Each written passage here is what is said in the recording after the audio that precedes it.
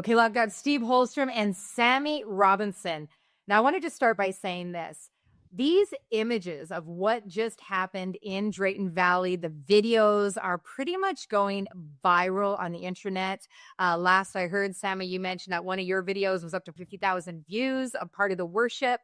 People are asking this question: what just happened in Drayton Valley? 7,000 people gathering on a field. We have not seen anything like this unless it was an event that was sort of planned a year out. So, Steve, why don't we start with you? Bring our viewers up to speed on what just happened in Drayton Valley. Well, first of all, it wasn't 7,000. I think it might have been 6 at its peak. We had 7,500 registered. And so I'd mentioned that online, and then everybody said 7. But I mean, 6 still looked like a lot. It was thousands and thousands of people worshiping the Lord outside under the open sky. And the presence of the Lord showed up, and people were touched. People were changed. I mean, thousands of people responded to give their lives to Christ or to rededicate their lives to the Lord. And it was something that you had to be there. It was just the presence of the Lord was powerful out there in that field. Now, this was, as I understand it, a convergence event with both of your ministries. When you went to the website, you would see the altar logo, but you also saw Voice of Revival. So tell us how this whole thing came about. Was this Sammy's idea, Steve's idea, one of your wives? Like, how did you? Sammy, it was all Sammy's fault. Sammy, you can tell that story. Oh man. Well, Faitine, I just finished a conference in Sylvan Lake. I know this is going to sound so unique here, but I was out with the family. We're just about to go on vacation, and we went to an ice cream shop of all things in Sylvan Lake. And as my girls were picking up ice cream, Kristen said to me, I had another friend of mine, Pastor Jonathan Nash, with me, and he said, "Why don't you guys sit down, and hang out for a bit, and just kind of talk?" And so we're sitting there, we're talking. You know, this was during the time too of other worship events that were going on, and in Canada. And with that, Pastor Jonathan looked at me and said, "Sammy, I feel like there's going to be a strategic gathering at the end of August, beginning of September, and I feel like you're going to be a part of this thing." And I'm thinking to myself, I'm like, bro, no, like I'm on vacation. I'm thinking end of August, beginning of September. I'm like, that's a little over a month away. But the moment he said that, here I am in the ice cream shop. My kids are getting ice cream. This thought comes: I need to text Dr. Rodney Howard-Browne and invite him to come to Canada. And I'm thinking, again, come on, like, I'm like, is this the Lord? Is it not? And I remember looking at my friend. I said, listen, here's what I'm going to do. I'm going to text him. I really feel like he's, you know what? I got this thought. You gave me this word. And so I texted him. I said, sir, I said, I don't know if you know what's going on in our nation, but there's an awakening. I believe there's an awakening. People are getting rising up in this time. I said, would you pray about coming to Canada for a strategic gathering at the end of August, beginning of September? But before I sent it, I literally looked at my friend. I said, this one of two things are going to happen. Either A, he's going to completely disregard the text. Nothing's going to happen. Or B, he's going to phone me within 30 seconds. And that is Dr. Rodney. And literally, you guys, less than 30 seconds later, I get a phone call. It's Dr. Rodney Howard-Browne. And I'm thinking, oh, this is actually happening. Like, oh my goodness, what are we going to do? And so I take the call. Kristen comes over and was like, hey, I got the kids ice cream. I said, Dr. Rodney's on the phone. She's like, you probably should take that. And so I go and I talk to him and I say, sir, I said, I know I just texted you this about coming to Canada. I really believe it's time. And he said, Sammy, you're not going to believe this, but I was just praying for Canada just before you texted. And then as we started talking about, where to host it, I had offered, I said, hey, would you like to, us to host this in a baseball diamond? Would you like to host this in a stadium? Would you like us to host it in Edmonton or Calgary? And the whole time he's like, no, I don't feel it. Don't feel it. And he's like, at the very end of the conversation, he goes, but I see something in the spirit. I see a field and a stage. And I go, a field and a stage, like Faitine. I'm thinking, what in the world? A field and a stage? Not. I'm like, who has a field and a stage big enough for something like this? Then the thought came, I need to talk to my friend Steve Holstrom. And I got to say this. I phoned up Steve and you and Cara, I just want to honor you guys again. Your faith, Steve, you and your wife. When I said, "Hey, this was 35 days before the event, Fatine, like 35, we total 35 days." I said, "Hey, there's an opportunity to bring Dr. Rodney Howard-Browne and to host it in Drayton Valley at your spot there at the altar." And I remember, Steve, just you're like, "No, we need to do this. I'm going to talk to my wife." She felt it too. And you both said yes. And then, Dr. Rodney said, "Can I get a video of the field? I want to see the field." Well, long story short, you guys, Steve, you sent me a video of the field. I sent it to Dr. Rodney, and he literally goes, "This is it. This is what I saw in the vision. This is the place where God wants us to host these meetings." And I believe it's going to be strategic. He said, "I believe it's going to be strategic for the nation." And then out of that, Steve, I want to hand this over to you. And so, because we got this thing going, things started. I don't know about you. I didn't think all of these people were just going to show up. Registration blew up. I don't know if you want to take it over from here, my friend, and kind of give us like all the update. I do, because I want to catch some of our viewers might not know the story of this field and how incredibly profound this is. Because years ago, when I say years ago, I think 4 or 5, you used to have these regular gatherings. You'd have 1,000, 2,000 people that would come out in the summers to worship, but your field got hit with fire. And just give us a quick catch up on that story, because correct me if I'm wrong, Steve, this was the first real major gathering since your entire property was hit with this fire. Is that right? Only gathering since. The only gathering. Wow. 2020, I was driving down the highway and I was passing this property, and I heard, and I'd been praying for months. We had actually put $10,000 down on another property. We heard the Lord say that He wanted us to build Him an altar. And we knew it was for Canada. I had put 10 grand. I thought I knew what it was. And then one day the Lord said, "Let it go." And I'm like, "Lord, I'll lose 10 grand. It was actually, I had a non-refundable debt. I lost a $10,000 down payment because the Lord said, "Let it go. It's not this property." So I'm driving back and I'm driving back to town the day He spoke that to me. And as I was passing the altar, what we call the altar now, I heard the Lord say, "If you buy me that, I'll meet you there." I'm like, "That?" And I looked, I hadn't even noticed it. This quarter section wasn't even for sale. So I phoned I pulled over. I found a little sign with a phone number on it. It was the owner's number. I called him up. I said, "How big is this field, or this property?" He said, "It's a whole quarter section." I said, "Have you thought about selling it? Is it for sale?" And he said, "Oh, everything's for sale. Don't you know that?" And so the negotiation began. Well, nobody pays more than 350, 400 grand for a quarter around Drayton Valley. He wanted close to over 600,000. And I kept negotiating him, and I got him down to I had him down to almost 6, which still seemed too much. And then I get a call from this prophet that I know. I won't blame this one on Sammy. It wasn't Sammy this time. Usually it is. But this prophet calls me and says, "I heard the word of the Lord for you, Steve. This property you're looking at?" I'm like, "Yeah, the Lord told me you're supposed to pay this guy. Well, He wants to honor this man. You're supposed to give him 700,000. I'm like, "I don't even have 600. You got an extra 100? But I trust this prophet. I've walked with this person for decades." So on the word of the Lord, I told him, I said, I guess I have a friend, who says he's a prophet. And he's like, "What?" I said, "They say I'm supposed to give you a 700. And he's like, "Oh, I like your friend." We bought this property, but I had no choice. I had to buy it because the Lord said, "If you meet me there, I'll meet you. I'll meet you there. If you buy me that, I'll meet you there." So we bought this property. I went out into the trees, carved a big hole in the trees. We built a stage. And I said, who will come worship with me in the woods? 350 people came to the first gathering, and the presence of the Lord filled the place. People were healed. People were saved. People were weeping and didn't know why. The presence of the Lord was so powerful. So we planned a second gathering. They all came back and brought a friend because we had 700 people at the next gathering for the whole weekend. Again, RVs, tents, motorhomes, and the presence of the Lord fell, and people are getting healed. People got healed of cancer on this land, like lung cancer, all sorts of stuff.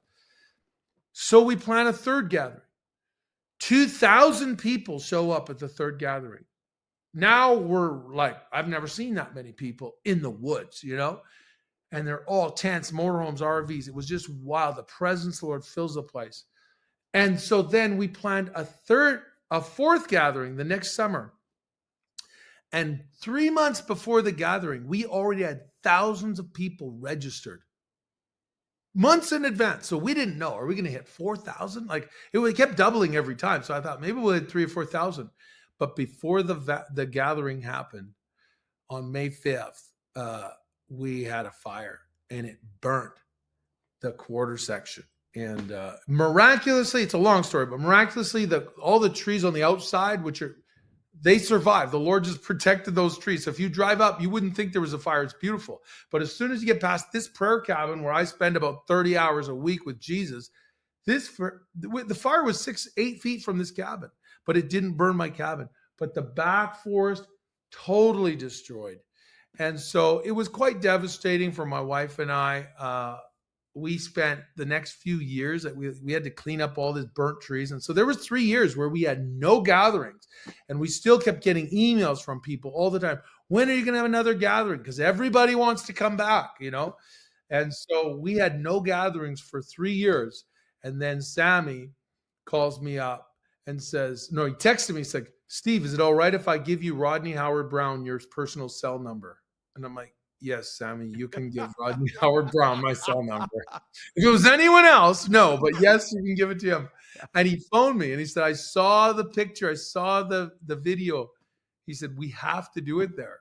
And so literally we had 35 days. Now I knew we'd hit 3,000 or 4,000 because it always doubles. Every gathering has doubled.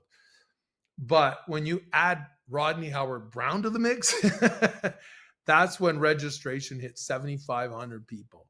And like I said, I don't know how many were there. I think it was more like 6,000. I don't like to exaggerate numbers, but it was just outrageous. And but you know what? We had 35 days. I had people showing up, putting in culverts because we couldn't get to the backfield where we needed, because we didn't have enough room in our old spot to put 6,000 people. So we had to put in culverts, and people just showed up and served, and we built culverts here and there and burning gravel. And 35 days, we transformed this property so that you could drive anywhere from this field to that. And we could have thousands of people in tents and RVs and motorhomes. Like Tent City was thousands of people sleeping in tents.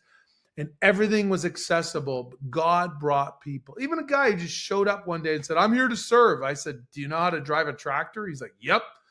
I put him in a tractor mowing fields for the next week, mowing fields so people would have a place to park. But God brought the people, and it happened. Wow. Okay, so I want to weigh into this a little bit. There's just so much. And I just want to say, like, first of all, how impressive is that you just basically created like a village, a revival village. But I think people hear your stories, particularly maybe people that aren't people of faith or aren't a part of the Pentecostal charismatic movement, and they hear you talking about things like God said or a prophet told me. And honestly, Steve, like some people hear this language and they think it's just nutcake language. You know what I mean? Yeah. And yet the proof is in the pudding, right? Like so you could say that, and if nothing happened, then, you know, maybe those people would have something to say. But here, I remember you sharing that story. If you buy this, you know, I will meet you there. And, you know, you didn't have a sense of the numbers. It wasn't like, you know, you had this sense that it was going to be 7,000 people within a few years. But you just took that step of audacious faith that, you know, in the natural, we might call that an entrepreneurial spirit. You just went for it. You put all your chips forward. And yet down the line, it proves out to be an accurate discernment. All these people coming before we went live. I remember you said that, you know, some people were coming because of Rodney. They knew his name, but a lot of people were just coming because of hunger. Obviously, there was an anticipation because you hadn't met for 3 years, a hunger to gather again. But I want to speak to this hunger piece and what was actually happening in the hearts of the Canadians that gathered, because you look all across Canada right now and you see so much devastation, you see so much anger, so much despair, so much trepidation about the future. And then this flashpoint of hope hits in Drayton Valley. What did you see happening in the hearts of the people over those 24, 48 hours? Either one of you can answer that.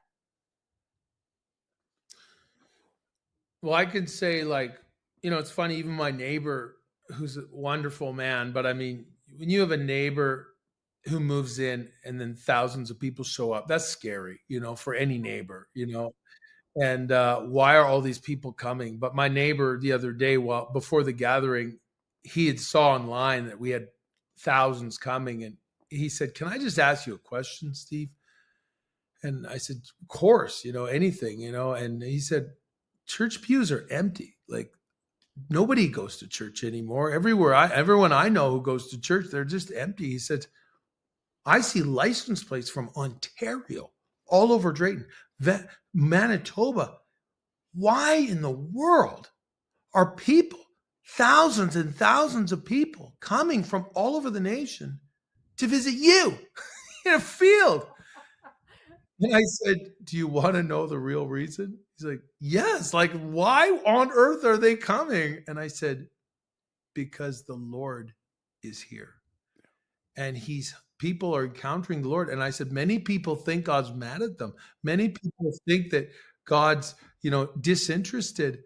But you know what? When you come into a place where the presence of God is, you discover he likes you. He even loves you. He's not counting your sins against you. He's got his arms wide open. And I said, people come because they know they'll encounter the presence of the Lord, and miracles happen and healings happen. And I said, maybe you should come over and check it out. And he said, maybe. He says, let me think about that. I'm not quite sure if I'm ready to come into the cloud yet. But you know what? Where there are hungry, praying people who worship God with sincerity, the presence of the Lord comes. And when people come into that presence, they encounter God. Wow. Powerful. Sammy, what were you observing? You mentioned about the next generation and how many of them came. I think there's a couple things, when we talk about, we know it's not about crowd size here, but if I could just say this, the town of Drayton Valley, if I'm not mistaken, Steve, is what, 7,500 approximately, and almost the same amount of people came to Drayton Valley. That, guys, this wasn't in Edmonton, this wasn't in Calgary. People found whatever hotel, whatever avenue to get there. And I think what just so moved my heart is seeing the next generation, like, wanting to give everything to Jesus. I think on that last night, like, Steve, we were kind of talking about this, like none of the kids wanted to go home. They wanted to worship Jesus all night.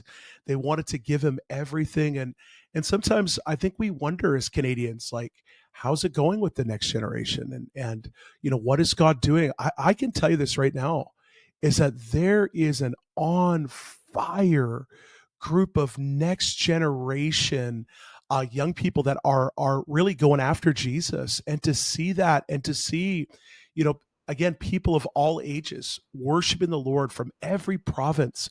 Like, I met leaders from Newfoundland. I met leaders from, the territories, and to see people coming together like this for one purpose. This was bigger than just a speaker. They were coming to encounter God, believing God for revival in Canada. Yeah. Yeah, you could not have pulled this off with marketing alone. Like, we've all done events before. And, again, Sammy and I were talking before we went live. I think the only comparable event that I can recall in my entire lifetime, and I've been a Christian for 30 years now in Canada, and the only other event that I can compare it to is maybe some of the youth conferences that we've seen in the GTA. But those take a year of organizing. People are bringing buses in of their young people. They're planning it out. This was pulled together in 35 days. It's a historic event. It's a historic moment. And I'll tell you the key. It's the intercessors. Talk about that. We have, I run with a lot of intercessors. I'm one of the leaders of the Canadian Firewall. We have 10,000 intercessors from coast to coast. 7,000 are on the same app. You can send out an alert, boom, 7,000 people will pray for whatever you ask right now. And thousands of them are a part of the firewall, praying night and day. And for 2 weeks, thousands and thousands of intercessors around the clock, 2:00 in the morning, they prayed for this gathering. And I saw them do it a few months ago for another gathering we did for business leaders. And the same thing happened. You get thousands of people all pointing their spiritual guns at the same target, and it just blows that target out of the water. And what I saw, and people coming up to me thanking me like I did this. I'm like, I promise you, I had very little to do with this. This is the result. What you feel, the presence, the power, the souls, the healings. This is the result of thousands of intercessors who are praying and focusing their prayer for weeks. And many intercessors don't even realize how powerful their prayers are, because we all pray prayers that don't feel powerful. We just pray, dear God, please bless Faith Team. Please, God, protect this gathering. Dear God, please give them good weather. It doesn't feel that powerful. You're just saying words to God. But when thousands of people do it, powerful things happen. We had perfect weather for 2 weeks leading up to this gathering. Had we had rain, we would have been dragging 4,000 cars through the mud with tractors. We had no incidents. Nobody got mad. A couple of people got mad at they swore at one of my volunteers who didn't like their parking spot. Well, I just kicked them out. That's the beautiful thing about private land. Oh, you're rude to my volunteers? You're out. We kicked them out, and everyone. Then you got 6,000 happy people. You know what I mean? But literally, no incidents. Nobody got fight. No accidents. No harm. You can't have that without the grace of God, and it happened because thousands of people prayed. And if you're not on the Canadian Firewall, join us, because we want 10,000 more. Incredible. We'll put that up on the screen here. I know one of the things that's probably going through a lot of people's minds that are watching this is like, what's next? Or people that are feeling like they missed out and they're like, oh, I want to be there next time. So Sammy, I know you've got an event right around the corner here in Edmonton. Yeah. And Steve, I know you're still recovering and you're probably still doing cleanup and, putting supplies into storage, that type of stuff. But the where do you go from here question, what's the answer to that? Well, if I'll just jump in right now, we have coming up here our Rise Up. It's our annual conference here, Rise Up, October 23rd to 25th. And we're gathering leaders and people from across the nation. I think right now, if I just checked registration before we got on, we're already, you guys, again, this to me, it just shows the hunger level, but we're already over 2/3 of the registration already filled. 150 pastors are already signed up from over 100 churches from across Canada. I know Steve Holstrom's going to be with us too, with Chris Fallaton, Banning Leapshire. We have worship with Upper Room. And we're just in a season. I just feel like, again, there's certain things that are going on, these strategic events where he's truly equipping the church for this season. And I feel like we're in that time where, listen, Canada is called for revival. We're going to see revival. I really do believe we're going to see revival in our nation. The intercessors have been praying for this. People have sowed with tears, and I believe that we're going to reap with joy. And so during this time in October, we're going to just keep it going, man. I just know that what happened at the altar, I just believe it was the beginning, like you said, Faitine, a flashpoint. Something has started in our nation, and I believe it's going to continue. I believe it's going to increase. And so for those that want to know more for Rise Up, they can go to our website, voiceofrevival.ca.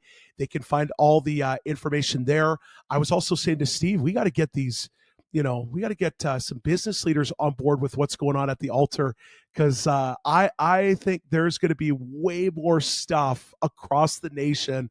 These types of gatherings, the altar type gatherings where thousands are coming out and thousands getting saved. And so I feel like we're in that time where God is strategically bringing us together and equipping us for this end time harvest. It's awesome. Yeah, I agree. Yeah, for me right now in this season, and I don't look at this event and go, oh, we got to reproduce this in 3 months from now or 6. I don't play that. I just want to hear God. What do you want me to do? And if we go quiet for 3 years, I'm fine with that. Whatever he wants to do. I don't see that happening. But right now, what I hear for me is I need to focus on really investing in intercessors. I want to focus more on prayer gatherings. Even I've been getting invitations to preach in churches, and I've just been saying, I'm clearing my schedule. I'm focusing on prayer gatherings and intercessors because I have seen the power of prayer, and I want to raise up more praying people, and I want to see the Canadian firewall grow. So that's kind of one of my primary focuses. But the second area that we're focusing, like you say, Sammy, is business leaders. I want to see business leaders burning for Jesus, prospering, because if we're going to have a revival that's going to turn a nation upside down, it's going to take billions of dollars. And if we're going to have a prayer movement that's going to, you can't have revival without a great prayer movement, and you can't have a great prayer movement without finances. It costs money. And so we're really focusing on investing in business leaders and investing in intercessors. And I think as the intercessor prayer level rises and as business leaders get a vision for revival, what you're going to see is the finances will be released as well, so that we can get those stadiums and do these national events. Wow. Well, this is so inspiring. And, I'm just so grateful. And I'm sure I'm probably articulating what a lot of people are feeling right now as they're listening to both of you. Just so grateful for your humility, for your servant heart, for your love for Canada, for your audacious faith. And even what you just said there, Steve, that you're not going to try to replicate something. You just want to be faithful and stay in that place. So it's just so beautiful, so powerful. And I hope you'll get some of those intercessors pointing their prayers at the National Day of Prayer for 2026. So I'll put a shameless plug in for that, because we've got our sights set on that. That'll be July the 11th, 2026. And all of these things are a beautiful braiding, right, of what the Lord is doing with leaders in Canada. There's a unity, there's a mutual respect, a synergy. There's so much negative news out there, but if there's one takeaway I have from watching what happened in Drayton Valley this past weekend, is that there's more good news happening out there than what we might be aware of. There's so much to be thankful for and to be celebrating and getting behind. So I guess on that note, if you have anything else you guys want to insert into the conversation here, please feel free to do that. But is there any final word of exhortation that you have for those from across the nation that are watching this conversation? Give them a word, Sammy. You know what I feel, though? I do have a word right now. And the word is what we just started with, is hope. Yeah. And to everyone that's watching, listen, I believe there's incredible hope for our nation. I believe we're in a season right now where God is doing something so incredible. It's beyond what we can think or imagine. And I want to say to those today that maybe have felt like they've lost hope, I believe that hearing these stories and hearing the testimonies of what God's doing, there's an impartation of fresh hope to believe, like David said, I would have fainted or I would have given up had I not believed I would see the goodness of the Lord in the land of the living. Guys, we're about to see, I truly believe with all my heart, the goodness of the Lord in Canada like we have not seen before. And so our best days are ahead of us, not behind us. And I just know, to those that are watching, your prayers have been heard by heaven. And I believe we're about to see even more manifestation of those prayers. Amen. So powerful. Steve, do you have anywhere where you're collecting the testimonies? A field like that, 6,000, whatever the number was, I'm sure there are so many things that were happening. Well, an email. I've been getting emails. Our ministry has been getting a lot of emails. I saw one of a boy who got radically healed. There was another woman who she was the only injury, but it wasn't actually during the event. She showed up on Friday, and she was having abdominal pain. She was from Kelowna, And so she had horrible pains in her stomach. And so she actually went to the hospital. She missed the whole gathering. And I didn't hear about it until yesterday. The lady's still in the hospital, but I'm still buzzing from the glory. And I knew if I go pray for her, she will be healed like that. And so I went to the hospital and I walked in. She's like, "Oh, Steve, you came to visit me." And I said, "Of course. I didn't even know you were here. I'm so sorry." And she was still in all this pain. She's like, "They're sending me in for what do they call it? CT scan or something." And in a few minutes, she said, "I'm amazed you showed up just in time." And I said, "Well, let's pray. I just know God's going to heal you right now." And so I prayed for her. And I got a text here just a couple hours ago. I guess she went in for the CT scan. All the pain was gone. They thought she had colitis or something else. Anyways, it came back totally clean.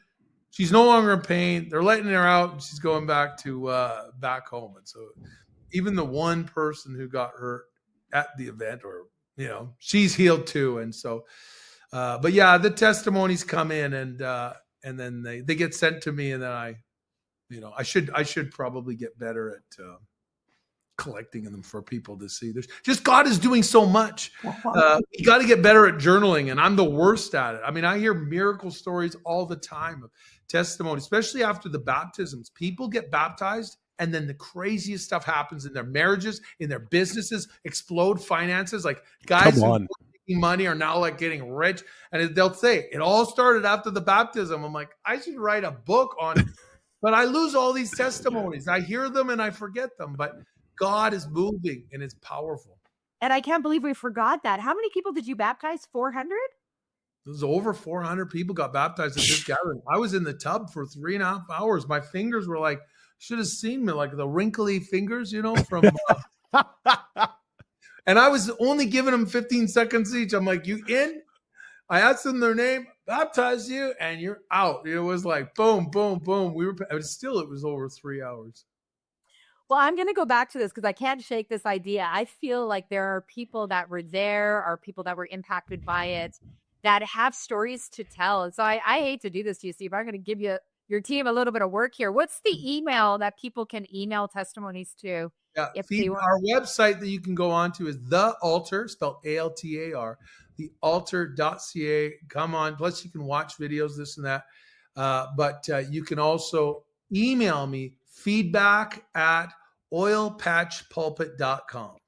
Oilpatchpulpit.com. And we love to hear the testimonies. And we use them to build other people's faith. So if you got healed at this gathering, or anything like that, please do tell us, because I love to tell those stories, because when other people hear them, it gives them faith for their healing. And it's all about faith. And so stories are so important.